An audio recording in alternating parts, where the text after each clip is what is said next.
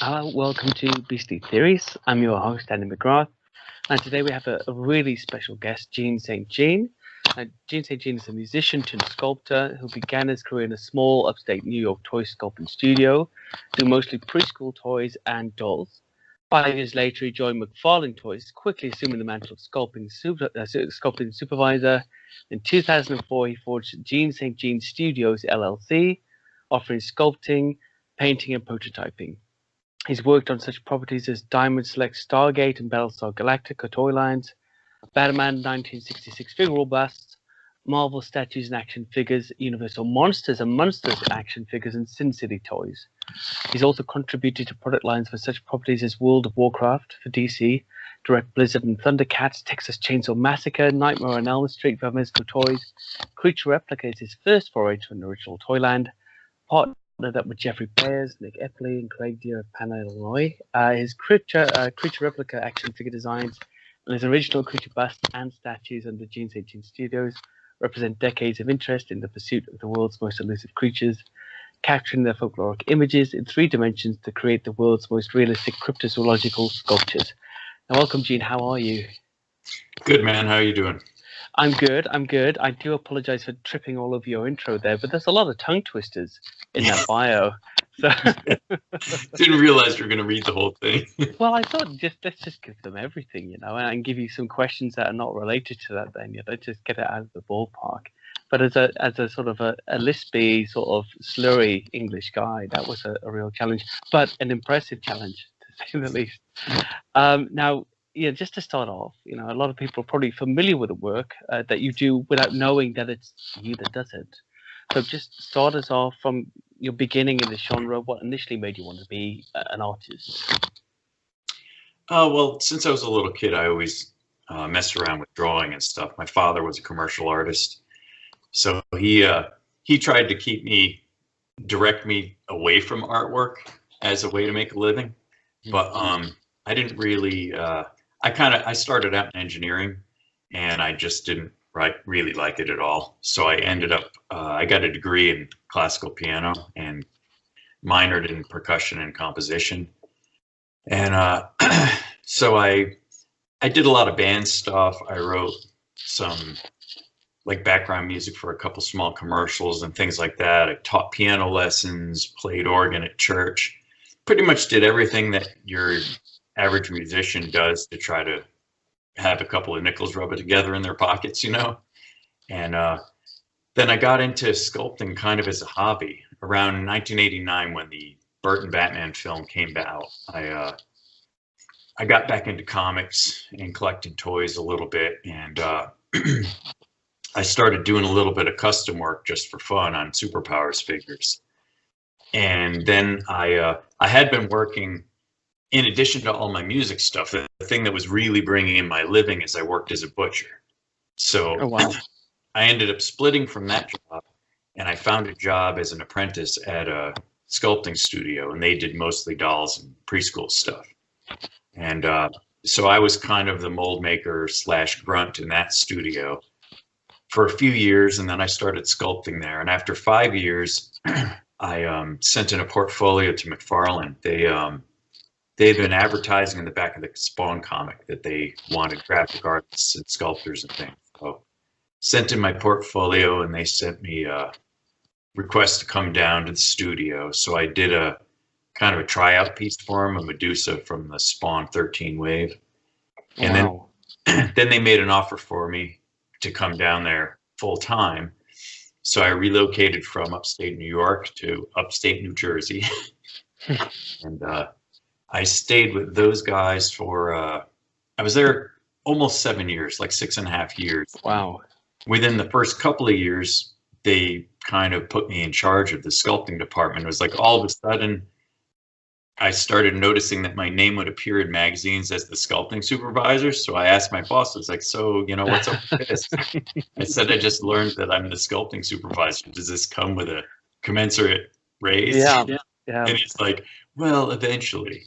So he was basically like, look, everybody comes to you for questions rather than come to me. So I figured I'd just make you in charge because they're not going to ask me anyway. Wow. So, yeah, so I worked with those guys for a while. And then when I decided to leave there, I got a call from Chuck Terciera, who runs Diamond Select Toys for Diamond Comics, and started working with those guys and also DC Direct and a couple of other companies. And from that point on, that, like I think I told you in the bio thing there, that was around 2004. So I've been doing that ever since as an independent entity. You know, there's certain companies, like I do tons of stuff with Diamond.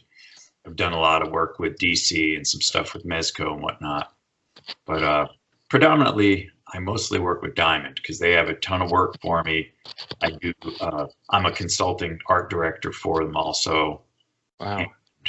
Do a lot of stuff in conjunction with their shows and things like that. We used to do some kind of like product preview kind of things before Toy Fair and panels at San Diego Comic-Con, New York Comic-Con. So, you know, so that's what I've been doing for basically for the last 20-something years, 24 years or so. I've been making a living as a sculptor, which is strange. I never had any intention of going into art, but just the geeky part of it, getting sucked into comics and toys again.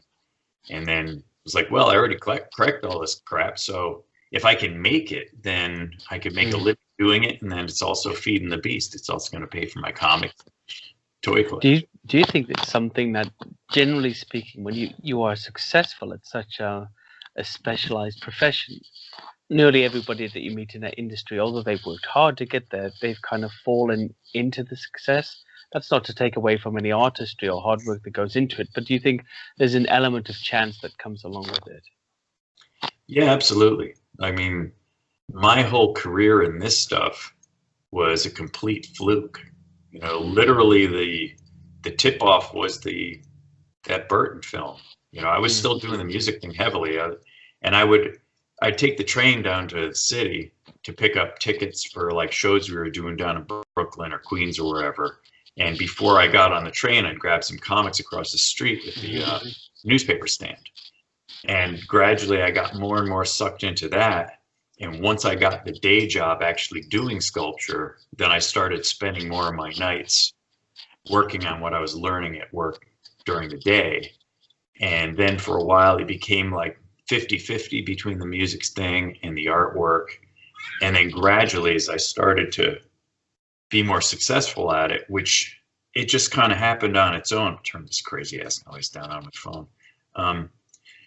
It just sort of happened on its own. Every opportunity that just sort of popped up out of the blue, like the Spawn thing was bizarre.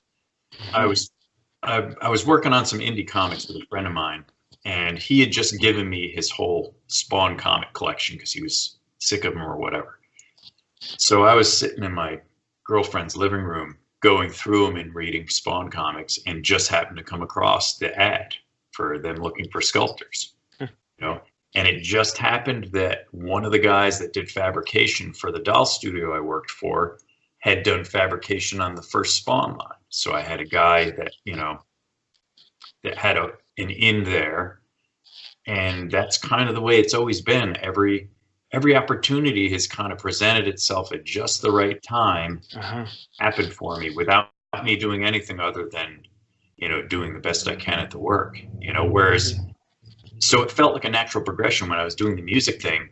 I worked just as hard, but nothing came of it. It was, you know, a dead end at every. Well, I was a singer for, I'm now in my 31st year of being a singer. And, you know, we started very young doing biker festivals that my parents got us. They were part of this club. And we were like a Led Zeppelin and Sex Pistols and early Guns N' Roses kind of cover band. We're just 12-year-old kids. The bikers loved us. And we just went on from there to try to become professional musicians for a long, long time. And it's just, I would say, this cryptozoology thing for me has happened very easily. And it was just a side love I never thought would happen. Similarly to yourself. And yet the music thing, it didn't matter how good you are, how hard you tried. It's just an awfully hard business to get into. Awfully, awfully hard. So I feel a real relation there to that point that you're making. I did have a side question on that for you actually, and I wonder what your opinion is on this. So you're a musician turned sculptor in a sense. Mm-hmm. Now I've been thinking of writing a blog recently about the correlation between former musicians turned cryptozoologists, because when I was at CryptoCon in Kentucky last year, there was a rock and rap karaoke afterwards. Mm-hmm. And nearly half of the speakers and people and vendors who'd been there went up and performed, and everybody killed it. I think I did Radiohead's Creep or something, but everybody else killed it as well. They were obviously, and you found out as you talked to them, they were all former musicians or current musicians. So is there a similar correlation with former musicians turned artists, as far as you're aware of? Do you meet lots of artists in your industry and find out that they were, like yourself, professional musicians for a time? Yeah, I'd say there is an inordinate amount. I think there is some sort of correlation. I think it has to do with creative process in general. That I think if you maybe have one, like whether it's writing or acting or 2D art, 3D art, in music, I think it probably comes from the whole kind of same pool of creativity, and you may be better at one thing than another. It's like with me with music.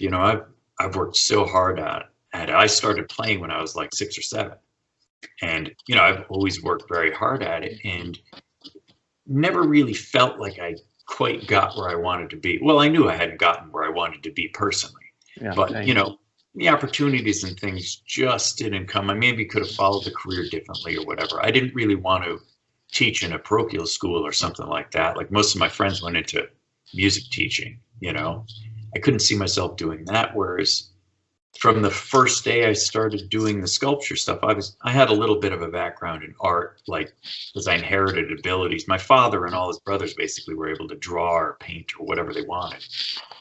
And it was just so much more natural. But even more still, like I never really felt I was particularly good at drawing. But when I got into sculpture gradually, because I'm an obsessive person, if I want to learn something, I will completely immerse myself in it.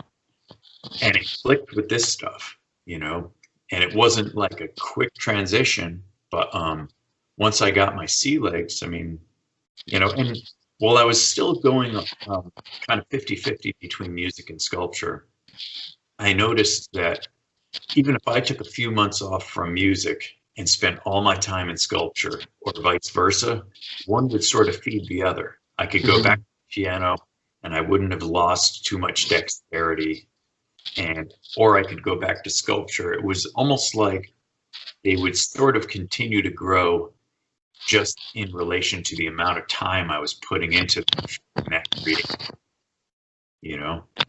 It's a strange thing, but there does seem to be a lot of people that do most or all of those things. Their specialty may be in one area or two areas, but I definitely see an awful lot of it. I think that makes perfect sense to me.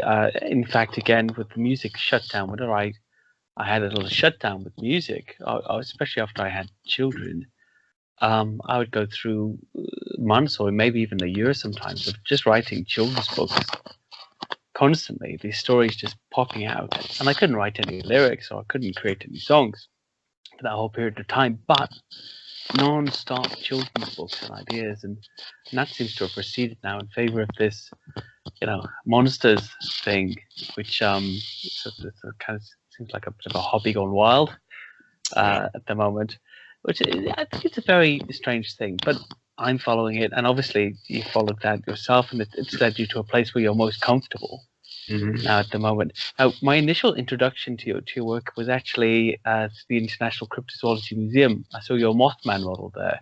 All right. Which cool. I was commissioned by Small Town Monsters for the Mothman of Point Pleasant. Is that right? Yeah, I've done a few pieces with Seth for his Kickstarter. Well, I was wondering about, there's a new one I believe that you've done for them recently. Can you tell us a bit about that one? Yeah, usually as he's planning out his year's movies, me and him talk about what might be the best choice for a Kickstarter incentive piece. So this year it's going to be the Missouri Monster, MoMA. Uh-huh. That's an interesting one because there's there's not a ton of witness description to really flesh something out, you know, completely like, you know, like you can like, you know, Sasquatch from Patterson film or something, or just the amount of folklore on that particular version of the creature. But, you know, the main things that I came across when I started doing research on it was they described it as having a big head and possibly like an abnormal number of digits on the feet. And beyond that, I mean, there didn't seem to be a lot of information. Although I still have to read Lyle Blackburn's book that he just put out. Yeah, that's another correlation. I've actually just published Lyle's interview, and I love all of his books. But did you say you have read that, or you've based it upon Lyle's book and his description? No, I haven't. I haven't even read it yet. As far as all I've heard from him on it is I heard the interview he did with Seth, as Seth was editing his movie down and Lyle's book was getting ready to come out. So I haven't read it yet.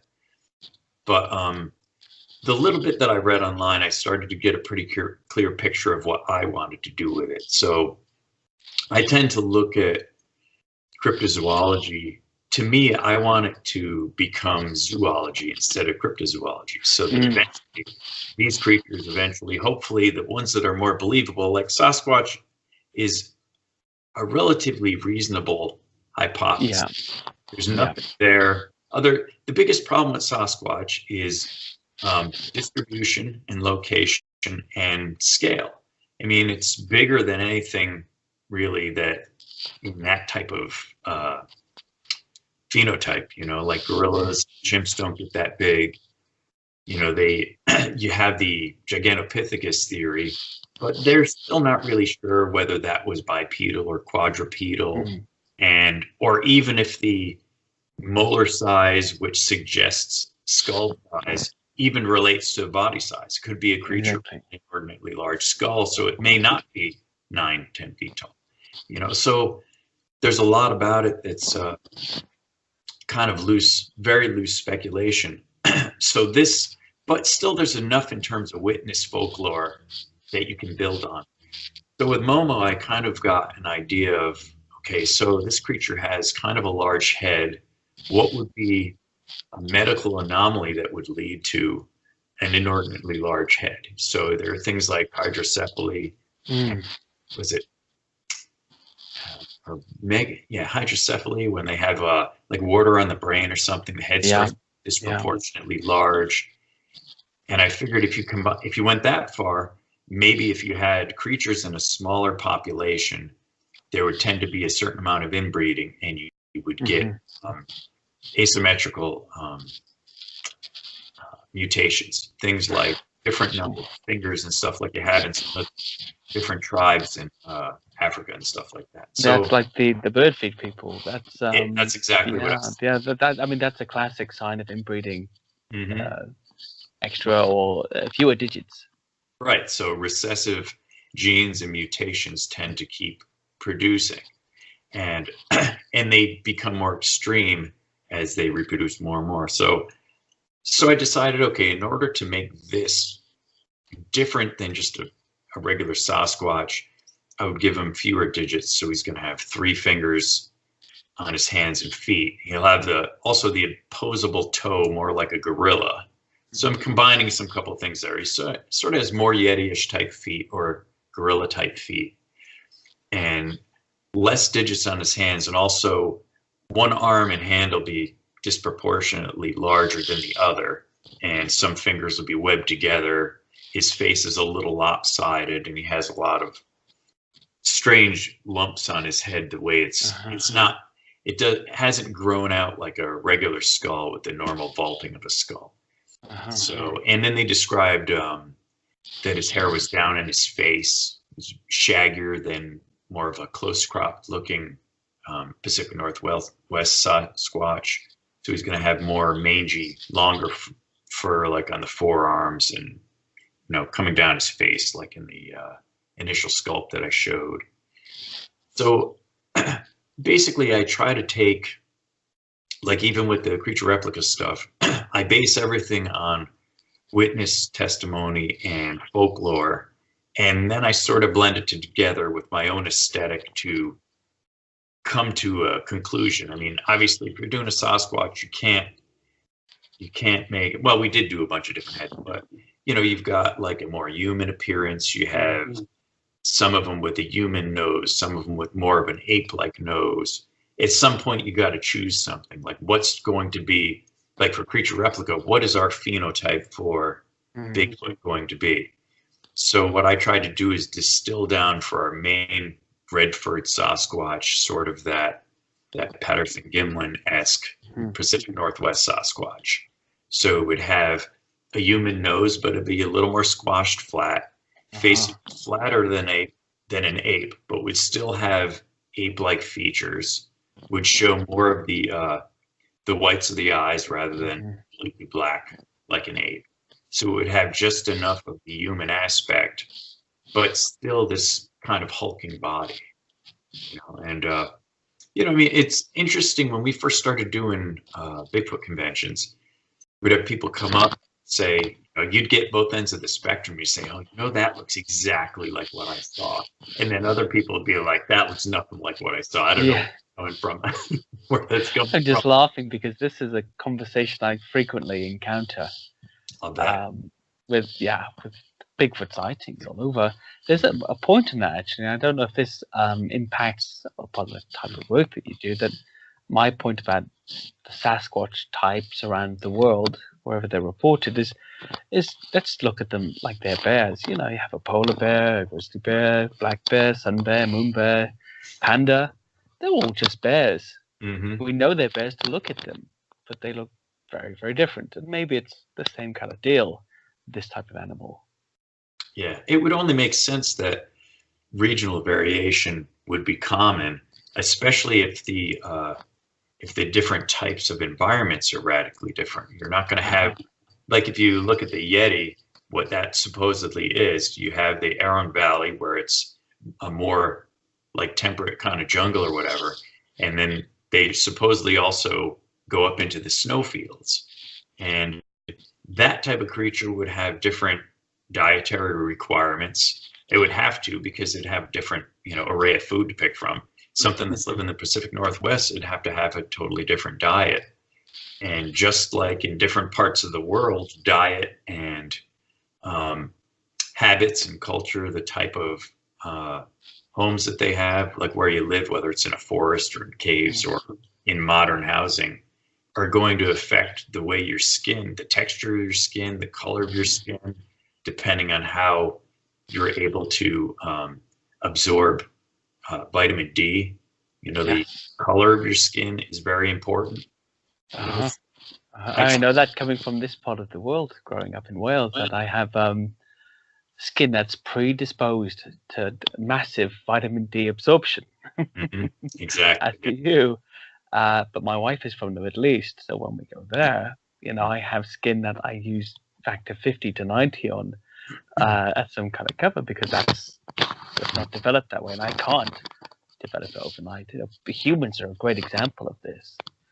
Actually, it is. So if this creature is in any way related to our line, which would make sense because we're in the same lineage as chimps and gorillas and other primates. You know, basically we're another primate. So it would only make sense that if these things are related to that lineage as well, they would have some of the same predispositions. You know, it's a little different when creatures live outside all the time because they adapt to, you know, environments and amount of sunlight and things differently than humans, because humans probably spend, you know, 90% of their time inside because of work and school and everything else, unless you have an occupation where you're outdoors all the time. And even then, we're adapting with clothing. So our full body is not receiving, you know, the amount of sunlight that an animal would. Yeah, that makes perfect sense to me. Well, I'm completely okay with that. And you may be aware, we do have, well, you are aware, when we spoke about the woodwose before, we do have historic interpretations of the Sasquatch type animal here and modern interpretations as well, modern sightings, which are very, very interesting. Now, talking about some of the things that you've created, the cryptozoology is one side of that, but you've also created creatures for many established companies too. Have you been commissioned to create anything original for non cryptozoological companies? So any of these big companies you've been a model maker for, have you ever had to design something that's completely yours for them? Not that I can recall off the top of my head. Typically, if I'm contracted to do something for a toy company or a collectible company, they come to you with a concept. Depending on their design process, it may or may not be more or less finished in the concept stage. Sometimes they may have something kind of rough and then want me to kind of fill in the anatomy and things like that, or the way the fur lays on the body. But for the most part, like if I'm doing creature stuff for established company, it tends to be things like Universal Monsters, and those are well established. They have a particular costume they're always in. They have particular makeup they have to match, in proportions. So for the most part, the thing that's really so attractive to me about the creature replica situation and some of the creature statues I'm doing for my website is I'm completely unfettered in my creative process. And you could tell from looking at the stuff, I'm still just sort of getting my feel for the stuff, because generally I'm used to work in under relatively strict guidelines for design companies. So majority of what I'm doing are very humanoid creatures. It hasn't really strayed that far, hasn't gotten too crazy yet. So the line of aliens that I'm working on right now, I'm trying to loosen up a little bit, come up with some newer things rather than just, something that just looks like a skinny guy instead of a built guy. If you're comparing like a Sasquatch and an alien gray, they're still very unique looking, So, yeah. But people respond to things that resemble the human form. If you get too off the beaten path as far as a human correlation with a creature, people start to relate less to it. If they can see something of themselves in it, I think they relate a little better. I think that's why probably Sasquatch and the Yeti are so popular, and things like werewolves, and vampires. There's a humanity to it, and I think either that makes you more interested in it, or in terms of like a fear factor, I think it's scarier if the monster is your scale, can get you. Like, you think about Godzilla, you can always think, well, he's over there. As long as I keep running that way, brushes all those buildings, maybe I can, hightail it out. He can't exactly sneak up on you, really, can he? I mean, that's the issue. Yeah, you always know when he's coming. Yeah, exactly. Whereas if it's something that's your size or maybe a little bigger or a little smaller, it could always be around that next corner, like Giger's aliens, things like that, Predator. And do you think that perhaps we denote a human-like intelligence to things that look similar to us as well? So that increases the fear, because being hunted is one thing, being hunted by intelligence is another. Right. You can see even the way that Bigfoot enthusiasts attribute human characteristics to the creatures. It's a natural thing to do. They characterize them to have the same type of intelligences and all the same concerns as a person. When I've talked to some researchers, they tell me a lot of stuff that it's no different than what chimps and gorillas do, especially chimps. Chimps have a fairly complicated society. And they've even, I've read articles where scientists, quote unquote scientists, say that they believe that chimps are entering the Stone Age. They're actually developing their own tools rather than just using sticks to poke into anthills and things like that. Rather than tool use, they're actually making some of their own simple tools. And so people don't realize that, monkeys aren't stupid. There's more to them. because people describe all these different things. And it's like, you know what? I know you think that that's a human characteristic, but chimps have been doing that for a long time. You know, I read a story about an orangutan in, I don't remember what zoo, but apparently he liked to escape, and he would watch the keeper lock the door. And, you know, when they'd be in the outside kind of yard area of the zoo, then they'd go back in through the little door and the enclosure would be locked up. Apparently, he saw that the keeper would always be locking the door, and he swiped the key or made something similar, and he had it under his tongue. So they couldn't understand how he kept getting out. And then they realized he had figured out how to unlock the door, and he was squirreling away at his key like a convict at a prison or something like that. So they're way more intelligent than people give them credit for without them actually being human, you know? So I think that's a human ego, though, to think that most animals are intelligent within their realm, and some have practical intelligence. Look at crows. How tiny is a crow's brain? Crows are clever. They're intelligent animals. And I think for apes, I mean, that should be assumed that they can use these skills. For a long time, I've always considered that when we're describing and this must really make a big difference to you actually when you listen to witness reports, when we're describing something unknown that we've seen, we have to just utilize what's in our mental library to describe that thing.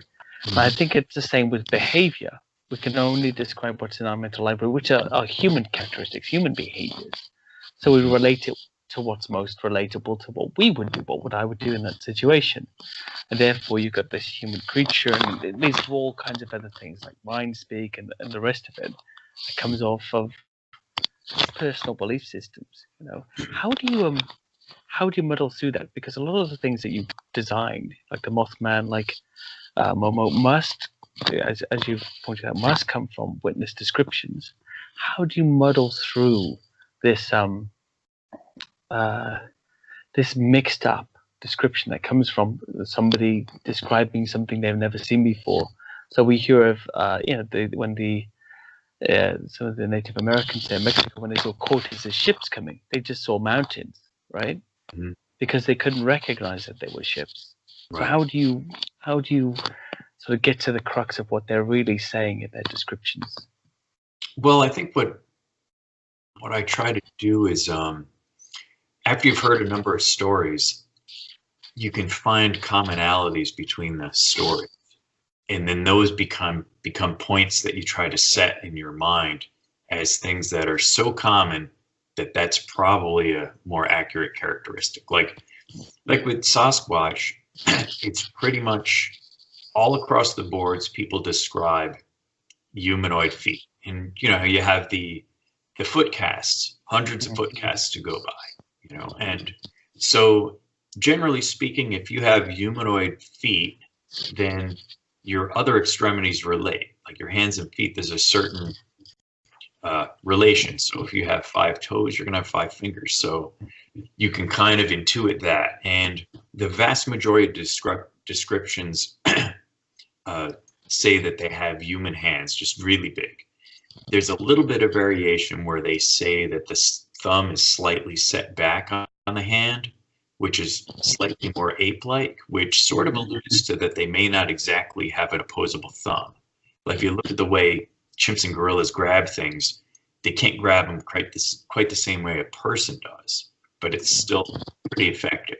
So that's something you could kind of go back and forth on. It's not consistent because people really, even if they're seeing something where the hand's not quite in the thumb's not quite in the same position for the person, it may not exactly ring a bell with everyone. They're just going to look at it and say, oh, it's 5 fingers and you had a thumb too, that it's in a different spot.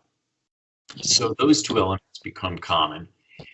Then when you get into proportions, majority of people describe something that's kind of similar to Patty.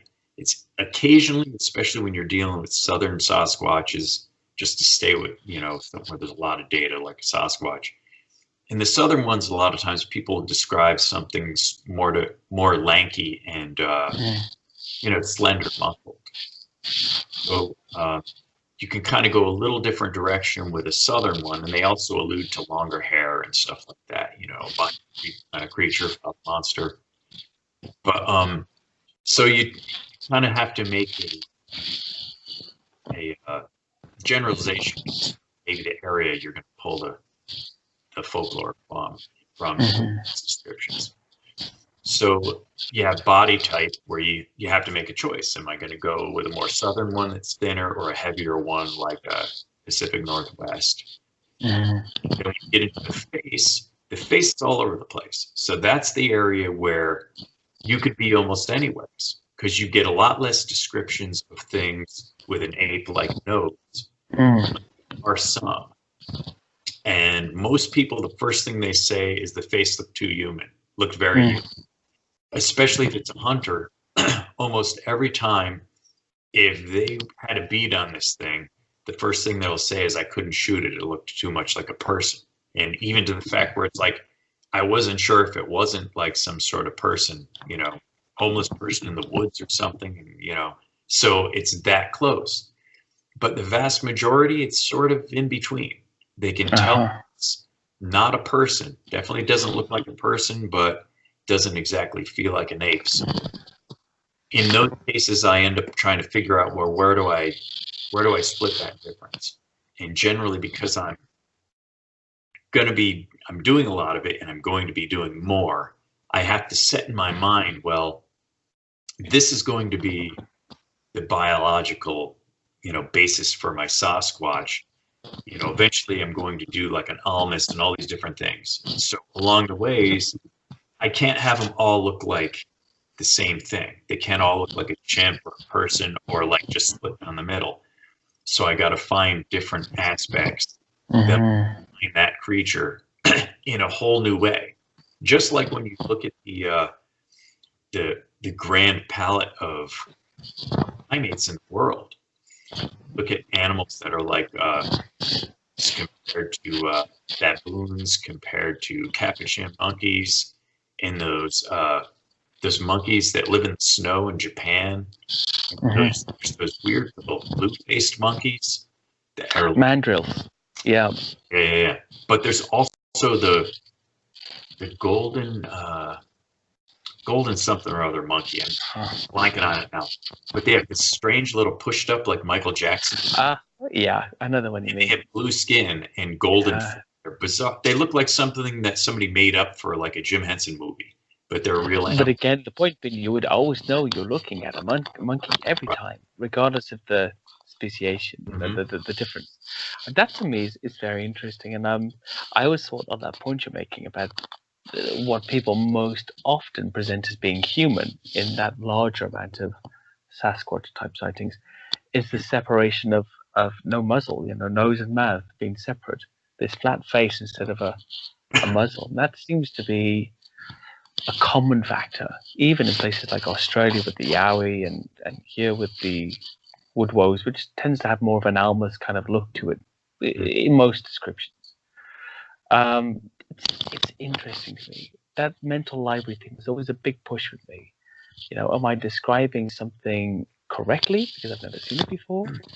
Or is this an accurate description of what we're looking at? And you as an artist, a sculptor especially, would have a really good handle on that. I think that's a perfect explanation.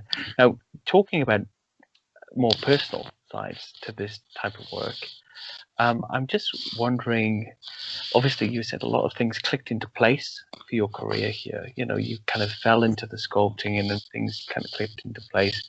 But it's not simply because you were lucky. Clearly, you work hard, you do good work. So how would you describe your work ethic?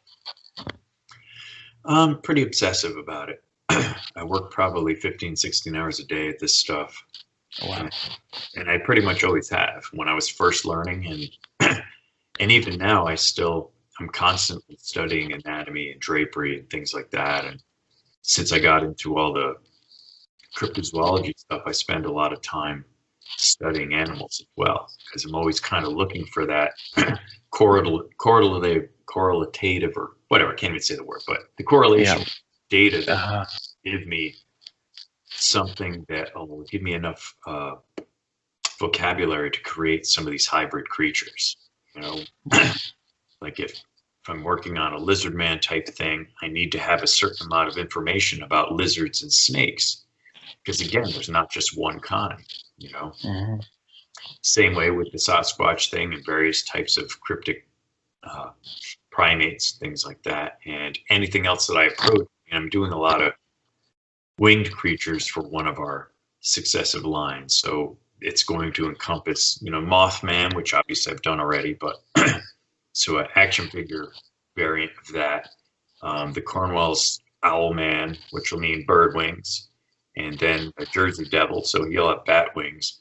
And the way I approach all this stuff is when I'm working on, like when I'm working on bat wings, I've done a fair amount of bat sculpture just because I'm into bats, and I study the anatomy of those wings. And when you're all of a sudden going to slap wings on a creature that already has arms, then you're basically putting a second set of arms on. You have to think about how you're going to interpret that anatomy, because generally in biology, creatures either have wings or they have arms. They don't have both.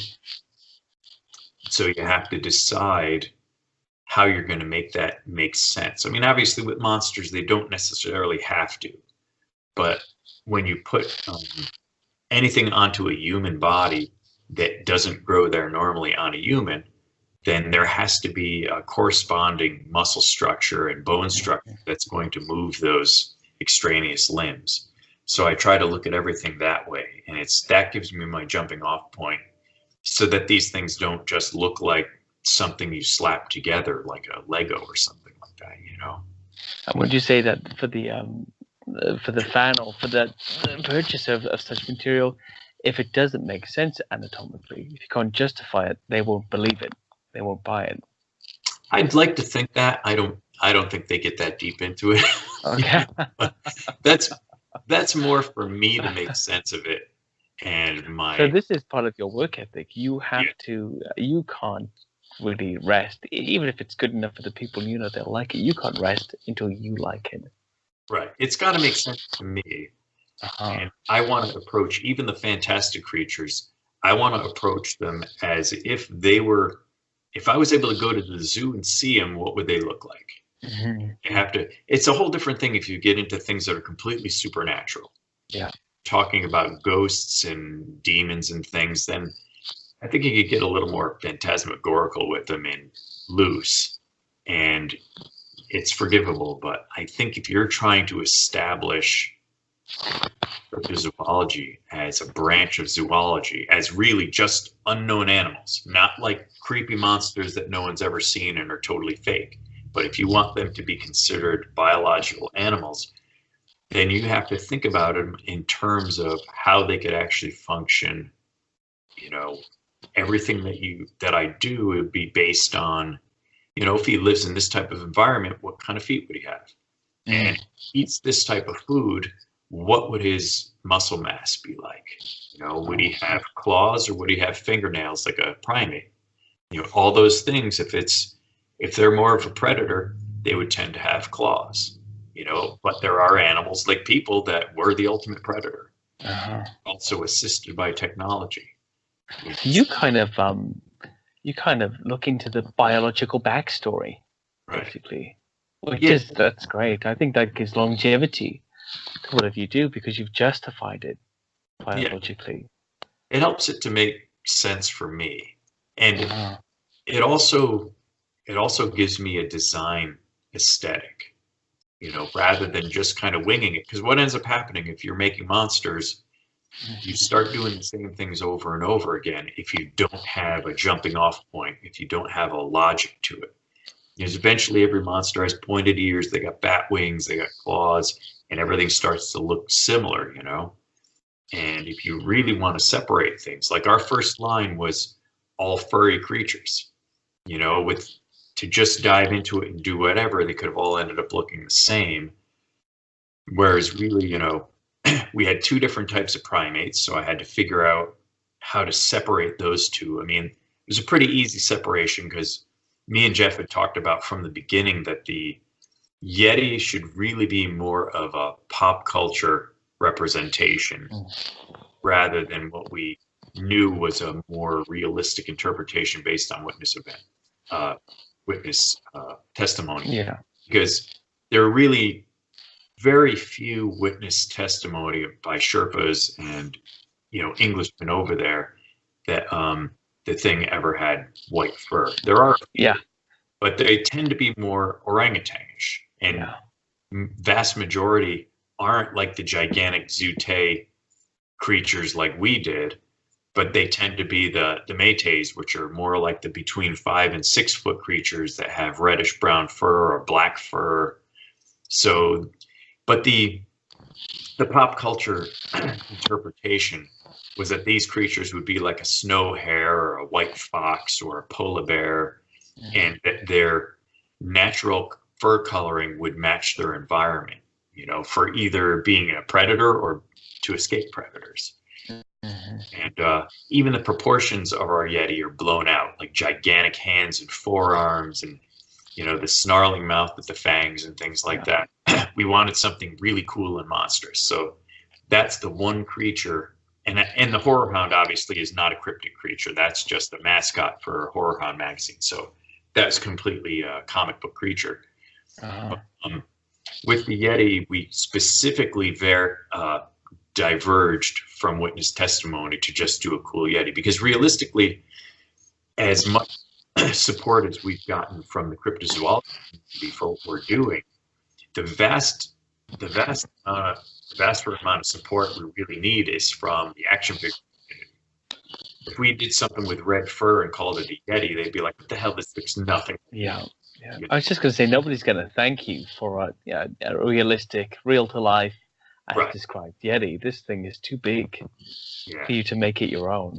I would buy one, sure, but that'd be one of the... So would I. So would I. You know, like when I was talking to Lauren Coleman at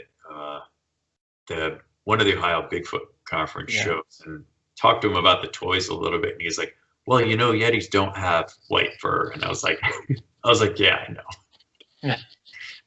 But you know, it leaves it open for us to do a variation of a different Yeti with different fur, you know. But once we've established the one that everyone is comfortable with, the Bumble style Yeti, you know, the teacher's edition. Yeah. You know, so now, I'm just wondering on that point, actually. Like, you talked about the type of people who would buy these figurines and having to please that audience too. But doing a lot of cryptozoology work yourself in the conferences and with some movie makers like Seth, talking to people like Lauren, I also wonder if you think there's a kind of fan bridge between cryptozoology, the paranormal, UFOs, and comic book lovers, and and action figure lovers. Is there a complete crossover there, or would you say that most of these people buying your work have sort of a foot in at least 2 or 3 of these different fields?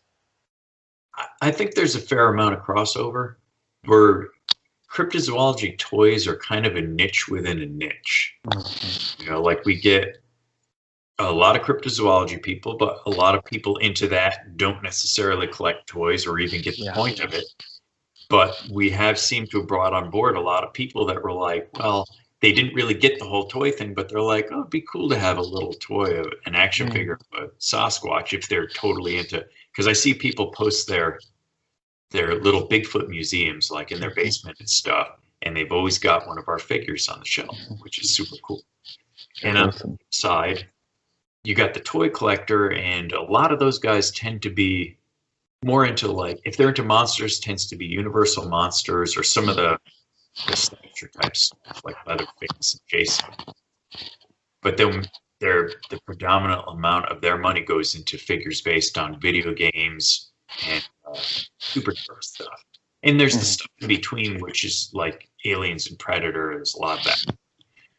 But sort of where we fall is this weird little zone right in between those two groups. You get some from the crypto group and you get some from the action figure group.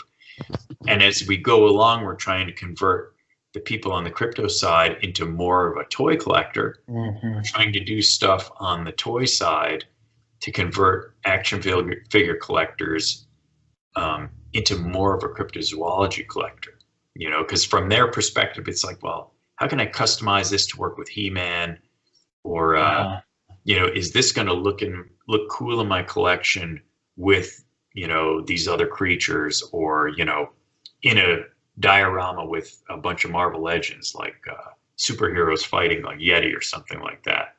So we're sort of walking this, trying to find an audience that really is bits and pieces of a couple of different disparate groups, you know. It's interesting to me to think that a lot of the people buying your figurines actually could be the only figurine that they own completely, and that's an interesting. That's a whole new world. So, personally, I do see some people coming over to that. Now, I have tons of animal and dinosaur figurines in the house. Some of them are behind me, but they're not mine. They belong to the children. My daughters, in fact, I have two daughters, and they just love it. They love all these different animals, and everything gets crossed over from your Bigfoot figurine to a T-Rex, to a unicorn, to a polar bear. You know, they're just all playing together. In fact, I think the oldest one had a rabbit chasing T-Rex across the shelf the other day, and T-Rex is saying, "Don't eat me, I'm not made of chocolate." And she's going, nom, nom, nom, nom, nom. And that was perfectly plausible to a 5-year-old. A rabbit might eat a T-Rex. But that's a different world completely. That's a childlike world. For an adult, somebody in their 40s, you know, who doesn't live in the stereotypical mom's basement type of environment. I saw them, and I first encountered yours again at the conference when I was speaking to Terence Muncie. And I thought, wow, you know, look at this thing. This is amazing. And similarly, a lot of the reports I read, North American reports, Pacific Northwest reports, seem to match that figurine, which is, it's amazing to be able to do that and to get people to convert. It's a big challenge, and I think it's working. Now, coming off of that, actually, I'm just wondering, you know, as a 40-something myself and a big fan of that Harryhausen type of material when I was growing up. Do you think that kind of stuff, for people of my age at least anyway, and older, was a bit of a gateway drug to genres like your own? What are your thoughts on Ray? And were there any other pioneers around that time for sculpting, for model making and animation that you like, that you think are a little unsung? Is there somebody in your mind that stands out that didn't get the attention that they deserve? Well, I'm not really up on specific names other than Harryhausen, but I watched all that stuff growing up. So to a certain degree, quite a bit of it must have sunk in because of where I ended up. You know, as I remember all the Sinbad movies with them sewing the dragon's teeth and all the skeletons pop out of the ground, and the little homunculus that they had on one of the ships that they built. That's the one with Tom Baker, I think. An excellent one. Yeah. That stuff was really cool. I mean, I guess making action figures is kind of an offshoot of that. You know, you're just making something more permanent rather than a clay sculpture or a foam sculpture with an armature in it that you're going to use for one movie. You're trying to make it last a little longer as a PVC plastic figure. That makes sense to me. And more of a personal question. Now, I'm married, as you know, I have 2 children, and I'm constantly researching these things and saying to my wife, they're real, you know, they're really real, these things. And she says to me in the most direct wifey way, Andy, I know they're real, but I just don't care. So, you know, how does your wife feel about what you do, or have you been lucky enough to marry a fellow monster lover?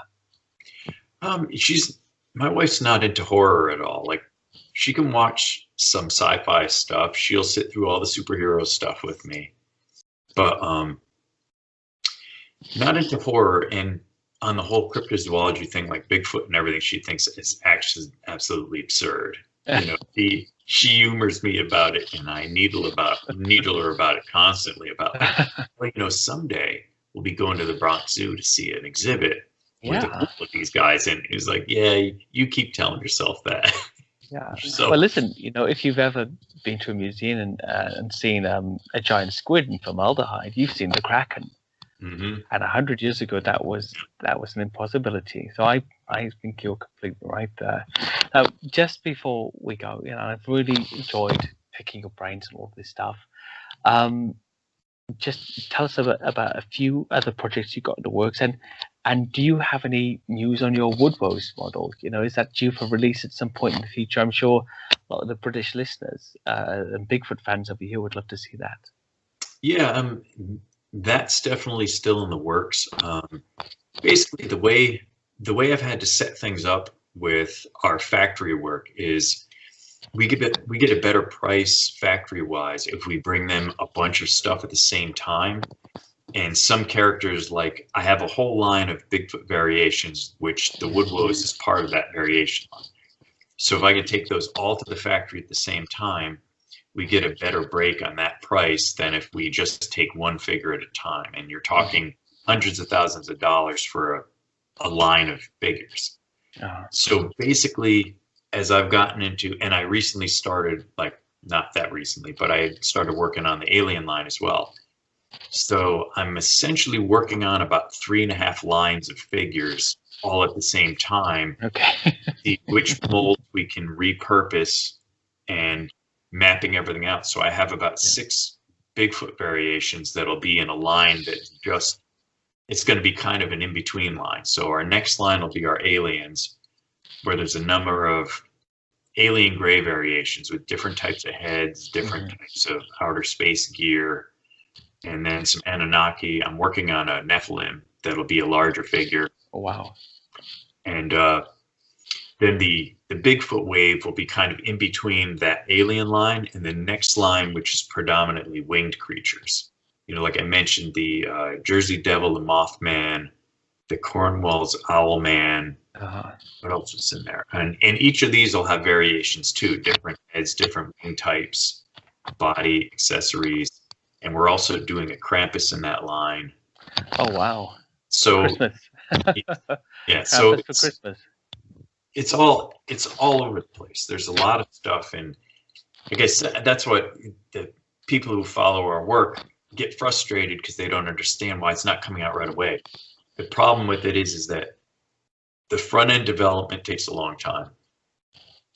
And while I develop this stuff, I'm like booked for like the next 1.5 years doing superheroes. So I've got Marvel and DC stuff coming out my ears for like the next 1.5 years. So I have to keep that rolling so I can afford to do this other stuff. So, and then add to that typically once all our prototypes are at the factory in China, it takes between 6 and 9 months for the factory to produce it. So you're always working at least like a year out, so, and we've been rethinking the first series was completely self-funded. Jeff, Nick, and Craig laid out all the money for the first series. So the next series we're going to run, like Seth does with the STM stuff, we're going to run Kickstarters. Oh, wow. So really the thing that's been holding the thing up is me. It takes me a long time to develop this stuff because, I explained to you my process. This stuff has to all make sense. It all has to work together. And then technically it's all got to be factory ready. And it usually means going back and forth with them. I show them the joints I want to put into a figure. They explain which things will work, which won't, to pick out the type of PVC plastic for each piece to hopefully work out all the bugs for technical problems like breakage and things like that, which is inherent with any toy line. But I guess the short answer for anybody interested is that everything is still going forward. It's just it's a lot of work, and it's just not ready for prime time yet. So, but it will be. And I hearing that you're doing 15 hours a day, and what you're doing in those 15 hours, it seems like it's not enough, but you gotta sleep sometime, right? So,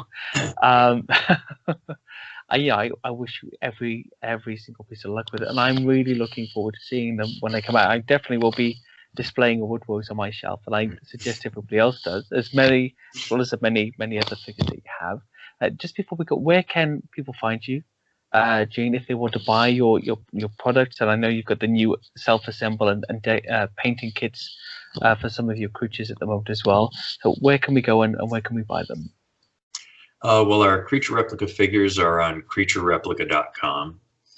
I also have my own website, which is geneststudios.com, where I have the statues, and I'm in the process of putting up like a lot of other cryptozoology-oriented stuff, stickers, prints, and some wall plaques and things like that. And I've just started doing little blogs. I'm trying to get that rolling, like with my own personal little research projects, and I'll usually do some sketches. I wanted to do that for a long time, so Okay. that's at my site. And then for any further contact, like myself and Studio are both on Instagram and Facebook. I'm easy to find. Also, our Creature Replica site usually has a lot of stuff on it, our Facebook page. So pretty easy to find us. If you find one, you find all. And then people can always contact me through there if they just want to shoot the breeze about this nonsense. I'm always up for that. If it's about any of the toys, you know, I'm pretty much always up for making contact with people who have an interest. Well, I can affirm that, and I'm not quite sure how you're doing it at the moment. You seem to be a very busy man. Gene, thank you so much for coming on. I really look forward to seeing all of this stuff, and hopefully have you back on in the future if you're up for it. You know, when these new toy lines come out. Cool. Yeah, I'm always up for talking about this stuff. I appreciate the invite. I mean, I've heard you on a couple of other shows. I heard you on Ro and Lobo's show. Oh yeah, I love that guy. I think that's where I first kind of got into your stuff and started reading your blog. So yeah. Oh, thank you. I mean, those two dudes, they are amazing. We had the most amazing chat about capes for some reason on the first show that we did, and that's kind of like a running thing with us from now on. We're constantly comparing cape cape purchases. I'm not, just for anybody listening out there, I'm not wearing a cape. I don't own a cape. Because I think if you have a cape, you need a leotard to go with that thing, and I just don't look good in a leotard anymore. I think you need a higher purpose for a cape. Yeah, you need a higher purpose. I don't have one personally, just for monsters, and it's only me and a few others that care about that. Jim, thanks for coming on. I'll keep abreast of all your work, and I just, you know, I'm excited by it. And just looking into your room there, it looks full of care and joy. And what a joy to be so busy. Well, I appreciate it again, man. Thanks for bringing me on. And okay. Happy to talk to you anytime. Yeah. Take care, buddy. Bye-bye. All right, man.